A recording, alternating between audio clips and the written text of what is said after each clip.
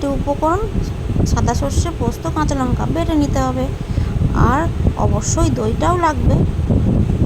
এই দেখুন, শিলনোড়ায় বাটবেন তাহলে একটু বেশি টেস্ট হবে।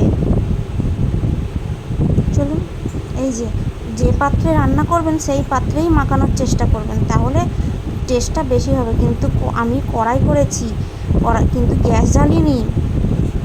এই দেখুন, মশলাটা দিয়ে দিলাম, দই দিয়েছি আর কাঁচা সর্ষের তেল, নুনটা একটু দেখে নেবেন, ব্যাস মাখিয়ে নিয়ে এবার গ্যাসটা জ্বেলে দিলাম। একদম আস্তে করে জ্বেলে দেবেন, দিয়ে চাপা দিয়ে রাখবেন। মাত্র 10 মিনিটে হয়ে যাবে দই ইলিশ। এই দেখুন, অলমোস্ট ডান। খেয়ে দেখবেন একবার করে, তারপরে বলবেন যে কেমন লেগেছে। অবশ্যই লাইক, শেয়ার আর সাবস্ক্রাইবটা তো করবেন, আর কমেন্ট করে জানাবেন কিন্তু কেমন লাগলো আমার রান্নাটা। তাহলে পরের রান্নায় আবার দেখা হবে।